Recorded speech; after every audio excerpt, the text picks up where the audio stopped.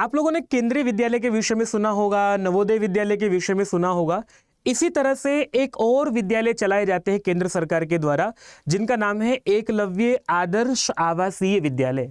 भारत सरकार की योजना क्या है, ये विद्यालय कैसे होते हैं, इनमें चयन कैसे होता है, इसके विषय में मैं आप लोगों को पूरी जानकारी दूंगा। और ये जानकारी आप लोगों के लिए इसलिए और अधिक महत्वपूर्ण है क्योंकि अभी अभी ये सूचना जारी हुई है। आपने सुना भी होगा कि 38,480 परमानेंट पोस्ट निकली हैं इन EMRS में। एकलव्य मॉडर्न रेजिडेंशियल स्कूल के अंतर्गत 38,480 परमानेंट पोस्ट हैं। तो 2024 में इलेक्शन भी होना है। इलेक्शन से पहले पहले आप लोगों के लिए इन स्कूल्स में ज्वाइनिंग भी हो जाएगी। तो आप लोग महत्वपूर्ण जानकारी है, वीडियो को शुरू से लेकर के अंत तक देखना। मैं आपको पूरा का पूरा इसके विषय में बताता हूं। जैसे कि आप लोग देख ही रहे हैं कि ये जो EMRS हैं, इनको चलाती है national education society for tribal student. ये एक सोसाइटी बनाई गई है जो मिनिस्ट्री ऑफ ट्राइबल अफेयर्स के अंतर्गत है। ये मिनिस्ट्री ऑफ जनजातीय कार्य जो मंत्रालय है, जिसके मंत्री अर्जुन मुंडा जी हैं, उनके इस मंत्रालय के अंतर्गत national education society for tribal students, जिसके अंतर्गत ये EMRS चलते हैं। ठीक है, ये इसके विषय में मैं आप लोगों को बताऊं कि EMRS जो है 1997-98 में ये शुरुआत हुई थी। EMRS की एकलव्य मॉडल आवासीय विद्यालय को शुरुआत जो है सबसे पहले हुई थी। और देखो, क्योंकि भारत जो है एक ऐसा देश है जिसमें बहुत सारी क्षेत्रों में विशेष रूप से जनजातियां पाई जाती हैं, अलग अलग जनजातियां हैं। भारत एक सांस्कृतिक विविधताओं वाला देश है, तो इन जनजातियों को ये जनजातियां थोड़ा सा उपेक्षित अनुभव करती हैं, ये मुख्य धारा में आ पाए, इसके लिए ये एक अलग से विद्यालय चलाए गए थे इसके 1997-98 में। इसके बारे में और आप लोगों को जानकारी दूं कि ये एक ऐसा विद्यालय होगा जिसमें कक्षा 6 से कक्षा 12 तक की पूरे के पूरे कक्षाएं होंगी। कक्षा 6 से कक्षा 12 तक कक्षाएं होंगी और 480 छात्र होंगे एक विद्यालय में। ठीक है, और 480 छात्र जो हैं वो एक बात और है इसमें कि कहाँ होंगे ये विद्यालय। ये कहा गया कि ऐसे क्षेत्र जिनमें 50% से अधिक अनुसूचित जनजाति रहती है। जहां ऐसा कोई भी क्षेत्र है कि जो कुल आबादी का 50% क्षेत्र जो है अगर वो जनजातीय है, तो फिर उनके लिए वहां ऐसा विद्यालय बनाया जाना चाहिए। और कम से कम 20,000 जो है, अगर कहीं जो है 20,000 जनजातीय आबादी है, तो एक 20,000 की आबादी पर जो है एक एकलव्य विद्यालय बनाया जाएगा। ठीक है, एक ब्लॉक में जो है एक EMRS बनाया जाएगा। ठीक है, ये जो है 2097-98 से विद्यालय चले आ रहे थे, लेकिन 2018-19 में ये और निर्णय लिया गया कि इस पर थोड़ा सा और तेजी से इनको बढ़ावा देना चाहिए। अभी इसी बढ़ावा देने के अंतर्गत आप लोगों को इसकी जानकारी में दे रहा हूं कि एकलव्य स्कूल जो है वो नवोदय विद्यालय की तरह से होंगे। जैसे आप लोगों ने नवोदय विद्यालय को देखा होगा, नवोदय विद्यालय जो है रेजिडेंशियल स्कूल है, वहां डे नाइट रेजिडेंस होता है। लेकिन ये जो है ये आप लोगों को डे बोर्डिंग स्कूल होंगे। ठीक है, यहाँ बच्चे जो है दिन में आकर के पढ़कर रात्रि में अपने घर चले जाया करेंगे। इसके बाद आप लोगों को एक कक्षा में जो है वो 30 विद्यार्थी होंगे। ठीक है, एक कक्षा में जो आप लोगों को कक्षा 6 से कक्षा 10 तक एक कक्षा के अधिकतम 2 सेक्शन हो सकते हैं और एक सेक्शन में 30 विद्यार्थी होंगे। मतलब अगर कक्षा 6 में जो है वो अधिकतम 60 विद्यार्थी होंगे और 60 विद्यार्थियों के 2 सेक्शन हो जाएंगे। एक सेक्शन में अधिकतर 30 विद्यार्थी होंगे। 11वीं 12वीं वाले जो बच्चे होंगे उनके लिए साइंस, वाणिज्य, मानविकी तीनों स्ट्रीम की कक्षाएं जो है उसमें हो, ऐसा निर्धारित किया जाएगा।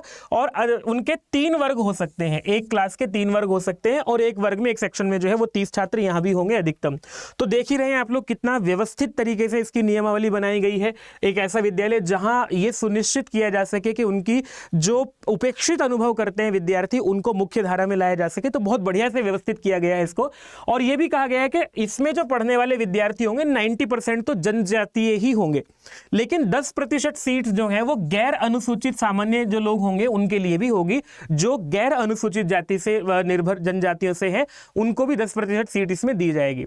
और ऐसे बच्चे जो उग्रवाद से पीड़ित हैं, वामपंथी उग्रवाद से पीड़ित हैं, या फिर कोई जो EMRS L है या फिर जो EMDBS स्टाफ है, उनके बच्चों को भी इसमें कहा जाएगा। वामपंथी उग्रवाद से पीड़ित हैं उनको भी कहा जाएगा, तो वो उनको भी इसमें पढ़ने का अवसर मिलेगा।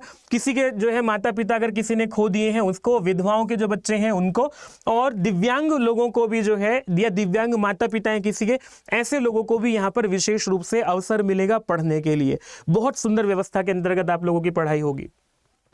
इसमें आप लोगों को मैं बताऊं कि इसकी भी पूरी की पूरी बॉडी ऐसी है, स्ट्रक्चर ऐसा ही है जैसा कि केंद्रीय विद्यालय नवोदय विद्यालय का है। तो केंद्र लेवल पर जो है एक अलग से आप लोगों के लिए बनाया गया है जिसे केंद्र स्तरीय राष्ट्रीय आदिवासी छात्र शिक्षा समिति कहा गया है। इसके बाद आप लोगों को राज्य स्तर पर भी राज्य सरकार की एक अलग से बॉडी होगी, फिर केंद्र शासित प्रदेशों की भी बॉडी होगी और जिला स्तर पर भी जो है समिति होगी, जिस तरह से कि नवोदय विद्यालय या फिर इसमें होता है केंद्रीय विद्यालय में। कहाँ कहाँ ये विद्यालय, इन पर भी मैं चर्चा करूं उससे पहले आप लोगों को बता देता हूं कि कहाँ पोस्ट निकली हुई है। देखो, अगर आप लोग देखेंगे तो जहां भी भारत का ऐसा कोई भी क्षेत्र जहां जनजातियां रहती हैं, जैसे कि विशेष रूप से आंध्र प्रदेश ऐसा राज्य है हमारा जहां बहुत अधिक जनजातियां पाई जाती हैं, अरुणाचल प्रदेश है और अरुणाचल प्रदेश में 10 विद्यालय हैं, इसी तरह से 71 विद्यालय छत्तीसगढ़ में है और 79 झारखंड में है, 63 विद्यालय मध्य प्रदेश में है, 30 विद्यालय राजस्थान में है। कुल मिलाकर के अभी तक 740 विद्यालयों की स्वीकृति हुई थी, 740 विद्यालय जो है वो खोले जाएंगे।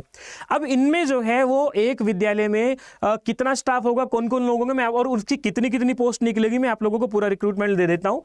प्रिंसिपल की पोस्ट निकलेगी जो है, एक विद्यालय में एक प्रिंसिपल होगा, 740 पोस्ट प्रिंसिपल की है। इसी तरह से जो है एक उसमें वाइस प्रिंसिपल भी होगा, 740 वाइस प्रिंसिपल की पोस्ट है।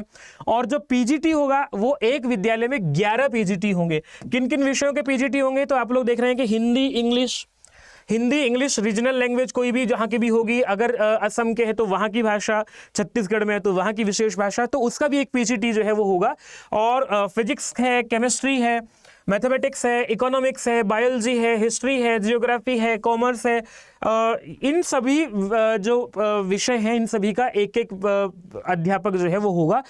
इसी तरह से इनकी जो पोस्ट होगी ये 11 पर स्कूल होंगे और लेवल जो इनकी रहेगा, पे लेवल रहेगा वो लेवल 8 रहेगा। मतलब लगभग 75,000 से जो है 80,000 के बीच इसकी सैलरी होगी।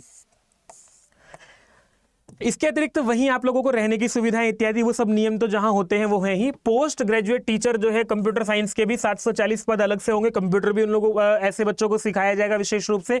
टीजीटी की टीजीटी की जो है वो 8880 पोस्ट होंगी, जिसमें कि हिंदी, इंग्लिश, रीजनल लैंग्वेज वहाँ की जो भी होगी, मैथमेटिक्स, साइंस, सोशल साइंस, इनके पद होंगे। कुल मिलाकर के लेवल 7 के अंतर्गत आएंगे। मतलब 65 से 70,000 जो है वह सैलरी इसकी भी इस पोस्ट के लिए भी होगी। तो ये भी बढ़िया है, 35 साल से कम जो है कम आयु वाले इसको भर पाएंगे। पीजीटी वालों के लिए आयु जो है वो 40 वर्ष है।